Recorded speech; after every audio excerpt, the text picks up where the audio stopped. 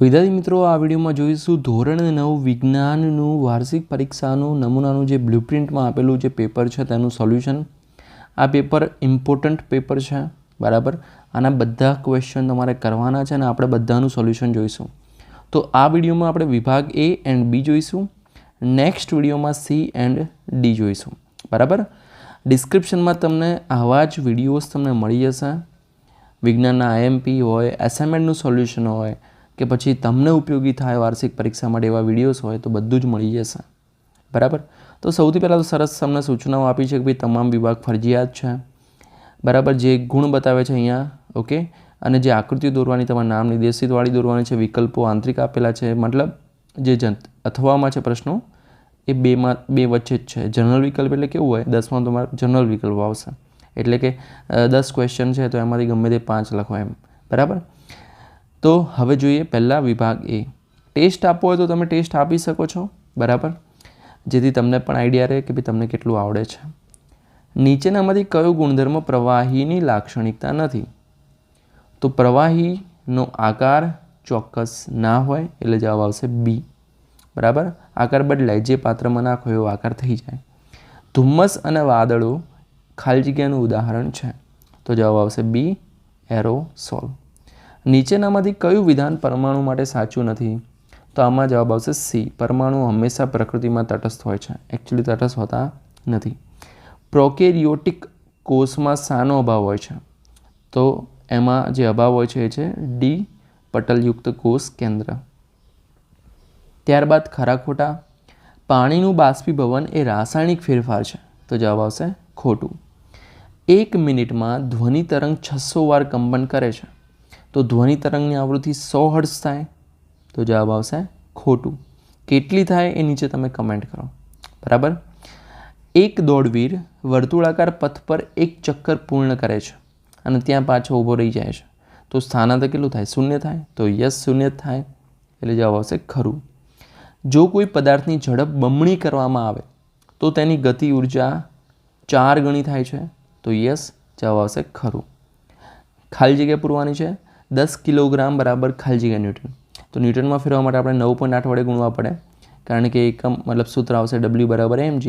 એમ અહીંયા 10 કિલો છે, 10 ગુણ્યા g કેટલા છે? 9.8, એટલે 98 ન્યૂટન આવશે, બરાબર. n છે ન્યૂટન, એ બળનો એકમ છે F, અને વજનનો એકમ પણ શું છે? ન્યૂટન જ છે.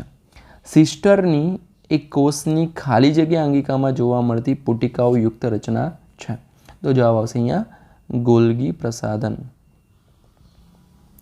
ઓકે. ત્યારબાદ ખાલી જગ્યા નામના વૈજ્ઞાનિકે સૂચવ્યું કે તત્વોની સંજ્ઞાને તેમના નામના 1 અથવા 2 અક્ષરોથી દર્શાવી શકાય, તો જવાબ આવશે અહીંયા બર્જેલિયસ, ઓકે, બર્જેલિયસ.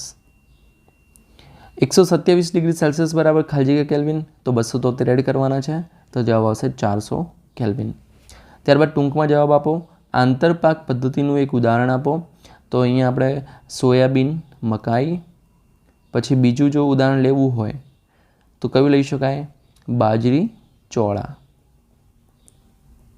ઓકે. ત્યારબાદ Cu2+ અને Cl- આયનના સંયોજનથી બનતા સંયોજનનું આણ્વિય સૂત્ર લખો, તો જવાબ આવશે CuCl2. કાર્ય જ્યારે ઋણ હોય ત્યારે બળ અને સ્થાનાંતર વચ્ચેનો ખૂણો કેટલો હશે? તો જવાબ આવશે 180 ડિગ્રી. ઉનાળામાં માટલામાં રાખેલ પાણીને ઠંડુ કરવા માટે જવાબદાર ઘટના કઈ? તો બાષ્પીભવન. તો ટોટલ 16 ગુણના હેતુલક્ષી છે. તમારે 16માંથી કેટલા ગુણ આવે નીચે કમેન્ટ કરો, ઓકે.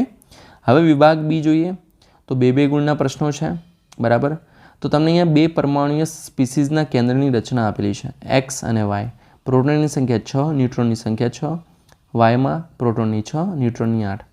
તો પરમાણુ દળાંક ગણતરી કરવાની છે. તો પરમાણુ દળાંક એટલે શું થાય કે ભાઈ બંનેનો સરવાળો કરી દો, 6 ને 6 12, તો એક્સનું દળ આવશે 12 અને વાયનું દળ આવશે 6 ને 8 14, બરાબર, એટલે 14. હવે 2 સ્પીસીઝ વચ્ચેનો સંબંધ દર્શાવો. તો જો પરમાણુ ક્રમાંક એટલે પ્રોટોનની સંખ્યા સમાન છે, પરમાણુ ક્રમાંક સમાન હોય પરંતુ દળ અલગ અલગ હોય તો એને કહેવાય સમસ્થાનિક, ઓકે. ચલો, આપણે ઓલરેડી ટાઈપ કરેલું જ છે બધું, બરાબર, તમારા માટે, જેથી તમારી મહેનત ઓછી થઈ જાય અને તમને ઇઝીલી આવડી જાય, બરાબર. તો અહીં એક્સનો પરમાણુ દળાંક 12 અને વાયનો પરમાણુ દળાંક 14 થશે. ઓકે, ત્યારબાદ નેક્સ્ટ છે અને સ્પીસીસ કઈ છે સમસ્થાનિક. હવે ભૌતિક અને રાસાયણિક ફેરફારમાં આપણે કરવાનું છે વર્ગીકૃત. તિજોરીને કાટ લાગવું તો એ શું છે રાસાયણિક ફેરફાર. પાણીને ઉકાળીને વરાળ બનાવી એ છે ભૌતિક ફેરફાર. કાગળ અને લાકડાનું સડવું તો રાસાયણિક ફેરફાર. તવીમાં માખણનું પીગળવું તો એ છે ભૌતિક ફેરફાર. આ છે આન્સર. બરાબર. એના અથવામાં છે પ્રશ્ન ટિંડલ અસર એટલે શું? તમારી આસપાસ જોવા મળતી ટિંડલ અસર ઉદાહરણ સાથે સ્પષ્ટ કરો. તો કલીલ દ્રાવણમાંથી જ્યારે પ્રકાશનું કિરણપુંજ પસાર કરવામાં આવે ત્યારે કલીલ કણો વડે પ્રકાશના કિરણપુંજનું પ્રકીર્ણન થાય છે. આથી પ્રકાશ કિરણપુંજનો માર્ગ પ્રજ્વલિત થાય છે. આ અસરને ટિંડલ અસર કહે છે. લેઝર લાઇટ તમે બહુ સરસ એનું એક્ઝામ્પલ તમે આપો. લેઝર લાઇટ જ્યારે તમે બહાર રાતે આકાશમાં કરો તો કેવું એક આખો પથ દેખાય છે ને, તો યસ એ ટિંડલ અસર છે. તો આ અસર કોણે શોધી હતી? ટિંડલ નામના વૈજ્ઞાનિક, એટલે એને ટિંડલ અસર કહેવાય. હવે જેમ કે બંધ ઓરડાની છતમાં રહેલા નાના છિદ્રોમાંથી પ્રકાશનું કિરણ ઓરડામાં આવે, આ પણ એક સારું એક્ઝામ્પલ છે. ત્યારે તે માર્ગ પ્રજ્વલિત થાય, આખો માર્ગ આપણને દેખાય કે આ રસ્તો છે. એમને તમને દેખાય બહાર? ના દેખાય. બરાબર. પણ જ્યારે આવું અંધારું હોય અથવા પછી ગાઢ જંગલોની છાયામાંથી જ્યારે સૂર્યપ્રકાશના કિરણો પસાર થાય ત્યારે પણ ટિંડલ અસર જોઈ શકાય. ત્યારબાદ નેક્સ્ટ છે નીચેની આકૃતિનું ધ્યાનથી અવલોકન કરો અને પછી બાષ્પીભવનનો દર શેમાં વધારે હશે જણાવો. તમે ધ્યાનથી જુઓ. ABCD તો એમાં એરિયા વધારે છે, બરાબર, ક્ષેત્રફળ વધારે છે. બીમાં ક્ષેત્રફળ ઓછું છે, મતલબ એનો દર ઓછો હશે. બરાબર. પછી અહીંયા પંખો ફરતો છે અને આ છે બંધ પાત્ર. તો ABCDમાં સૌથી વધારે કયો હશે? તો સૌથી વધારે બાષ્પીભવનનો દર કયા પાત્રમાં હશે? તો Cમાં હશે. Cમાં. કેમ? કારણ કે પંખો ફરે છે એટલે કે પવનની ઝડપ વધારે છે. તો જેમ પવનની ઝડપ વધે એમ શું થાય? તો એમ બાષ્પીભવન વધુ થાય. બરાબર. અને જો સૌથી વધારે કહીએ એમ જો આપણે લાઇન સેટ કરવું હોય ધારો કે, તો સૌથી વધારે Cમાં, બરાબર, પહેલો નંબર Cને આપવામાં આવશે, બીજો નંબર Aને, ત્રીજો નંબર Bને અને ચોથો નંબર Dને. બરાબર. જો આપણે ઉતરતા ક્રમમાં ગોઠવીએ તો. અને શા માટે એ પણ આપણે અહીંયા લખી દીધેલું છે. ત્યારબાદ શા માટે લાઇસોઝોમને કોષની આત્મઘાતક કોથળી તરીકે ઓળખવામાં આવે? તો લાઇસોઝોમ શું કરે છે? ભાઈ ખોરાકના ઘટકોના પાચન માટે જવાબદાર હાઇડ્રોલેસ પ્રકારના ઉત્સેચકો આવેલા છે. આ ઉત્સેચકો કોષાંતરીય પાચનનું કાર્ય કરે છે. કોષની જીર્ણતાની સ્થિતિમાં કોષની સંરચનાના પતન દરમિયાન જ્યારે કોષને નુકસાન પહોંચે છે કે કોષની ચયાપચયમાં ખલેલ પહોંચે છે ત્યારે લાઇસોઝોમના ઉત્સેચકો બહાર નીકળી જશે અને કોષની બધી અંગિકાઓને પચાવી દેશે અને તેમનો નાશ કરે છે. આથી લાઇસોઝોમને પાચક કોથળી તેમજ આત્મઘાતક કોથળી કહે છે. ત્યારબાદ એના અથવામાં છે નીચે આપેલ માહિતીને અનુરૂપ અંગિકાઓના નામ જણાવો. તો કોષનું શક્તિઘર એટલે કણાભસૂત્ર, અહીંયા શક્તિઘર કે પાવર હાઉસ કે ઉર્જાઘર કે, બરાબર, તો બધામાં શું આવશે? કણાભસૂત્ર. કોષનું રસોડું તો હરિતકણ. કોષનો નિયામક એકમ તો કોષ કેન્દ્ર. કોષનો પરિવહન માર્ગ તો કોષ દિવાલ. ત્યારબાદ નેક્સ્ટ ઝડપ અને વેગ વચ્ચેનો ભેદ સ્પષ્ટ કરો. અહીંયા બે મુદ્દા લખો ને તમે આમાં તો પણ તમને પૂરા માર્ક્સ મળી જાય તફાવતમાં. તો ઝડપ અને વેગ. તો ઝડપ એટલે પદાર્થે એકમ સમયમાં કાપેલા અંતરને પદાર્થની ઝડપ કહે છે, ત્યારે પદાર્થે એકમ સમયમાં કરેલા સ્થાનાંતરને પદાર્થનો વેગ કહે છે. ઝડપ બરાબર પદાર્થે કાપેલું અંતર ભાગ્યા તે અંતર કાપવા માટે લાગતો સમય. વેગ બરાબર સ્થાનાંતર ભાગ્યા સમય. ઝડપ ધન અથવા શૂન્ય હોઈ શકે પરંતુ ઋણ ના હોય, જ્યારે વેગ ધન, ઋણ અને શૂન્ય પણ હોઈ શકે. કારણ કે વેગ એ સદિશ રાશિ છે, એટલે એ પણ લખી શકો વેગ સદિશ રાશિ છે, ઝડપ અદિશ રાશિ છે. તો આઈ થિંક પહેલો, બીજો, ચોથો, મતલબ જે બી તમને ઇઝી લાગે એવા મુદ્દા કરો તો પણ તમને 2 માર્ક્સ મળી જાય. ત્યારબાદ 22મો ક્વેશ્ચન, ઝાડની ડાળીને તીવ્રતાથી હલાવતા કેટલાક પણો ડાળીમાંથી છૂટા પડી જાય છે, કારણ આપો. તો જો ડાળી જ્યારે આપણે હલાવીએ ત્યારે તેના પર્ણો પહેલાં તો શું હોય? સ્થિર અવસ્થામાં હોય. હવે ઝાડની ડાળીને પકડીને તીવ્રતાથી હલાવતા ડાળીઓ ગતિમાં આવે, પણ તેના પર્ણો જડત્વના ગુણધર્મને લીધે મૂળ સ્થિતિ કઈ હતી? સ્થિર હતી. તો સ્થિર અવસ્થામાં રહેવાનો પ્રયત્ન કરે, તેથી કેટલાક પર્ણો તૂટી જાય છે. બરાબર, નીચે પડે. અથવા એક દાખલો છે, સરસ મજાનો દાખલો ગણેલો છે ઓલરેડી, હું તમને સમજાવી દઉં. જો એક ગાડીનું દળ આપેલું છે, એટલે કે માસ આપેલું છે, એમ આપેલું છે 1500 કિલોગ્રામ, બરાબર, એમ આપેલા છે 1500 કિલોગ્રામ.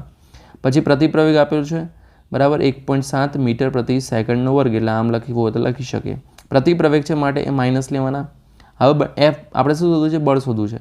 તો બળ બરાબર શું આવે? તો એફ બરાબર એમ એ, તો એમ એટલે 1500 ગુણ્યા 1 - 1.7.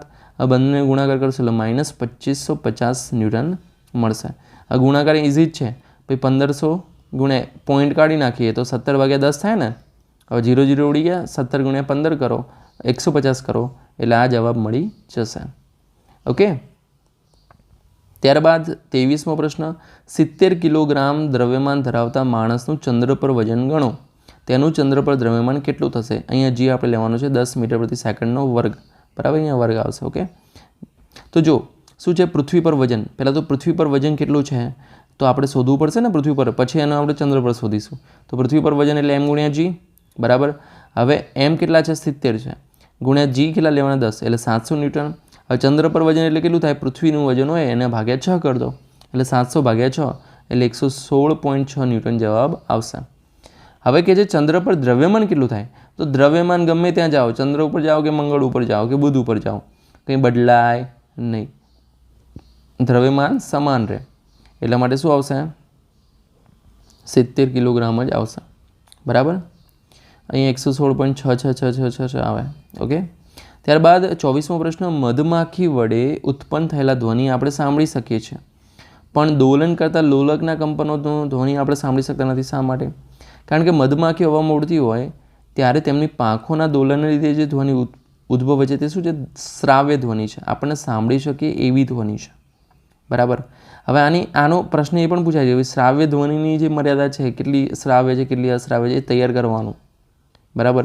તમે ગોતજો ચોપડીમાં, જો તમને મોઢે યાદ છે વેરી ગુડ.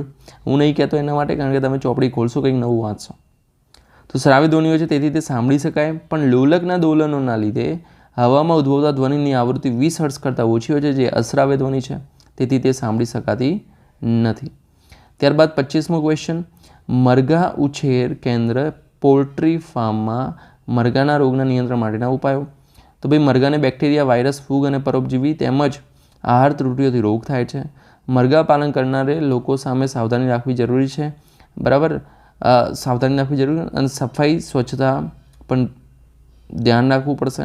તેના માટે નિયમિત રીતે રોગનાશક પદાર્થોનો છંટકાવ કરવો પડશે. રોગાણુનાશક એટલે કે જે જીવજંતુઓને મારે એવા. રોગોના સંક્રમણ સમયે યોગ્ય અને ઘનિષ્ઠ રસીકરણ દ્વારા સંસર્ગજન્ય રોગો સામે રક્ષણ આપી મરઘાના મૃત્યુદરને નિયંત્રણમાં લાવી શકાય છે. ત્યારબાદ 26મો, લીલું જૈવિક ખાતર તૈયાર કરવા માટેના જે ક્રિયાવિધિ છે એના વિધાનો આપેલા છે, એને ક્રમાનુસાર ગોઠવવાના છે. તો સૌથી પહેલાં આવશે, આ ખાતર માટે કાં તો લીલી વનસ્પતિને ઉગાડવામાં આવે છે અથવા લીલી વનસ્પતિના કેટલાક ભાગોનો ઉપયોગ કરવામાં આવે છે, એટલે આ પહેલું. હવે બીજું છોડને ખેતરની જમીનમાં ભેળવી દેવામાં આવે, એટલે કે એને હવે ભેળવી દેવામાં આવે છે અને તેના ભાગો જમીનમાં ભળી જાય છે. હવે ત્રીજું, લીલી વનસ્પતિના છોડ જમીનમાં વિઘટિત થાય છે અને વિઘટન બાદ લીલું જૈવિક ખાતર બની જાય છે. થઈ ગયા લાઇનસર? અહીંયા ઓલરેડી લખેલા છે લાઇનસર. હવે વિદ્યાર્થી મિત્રો અહીંયા જે છે વિભાગ બી થાય છે પૂરો. બરાબર. ટોટલ 26 સુધી હતા ક્વેશ્ચન. હવે નેક્સ્ટ વિડીયોમાં આપણે જોઈશું વિભાગ સી. બરાબર. શું જોઈશું? વિભાગ સી. તો જોવાનું ના ભૂલતા. ઓકે. જો વિદ્યાર્થી મિત્રો આ વિડીયો તમને મદદરૂપ થયો હોય તો વિડીયો લાઇક કરો, ચેનલને સબસ્ક્રાઈબ કરો. ફરી મળીએ નેક્સ્ટ વિડીયોમાં. ત્યાં સુધી good bye, take care, all the best.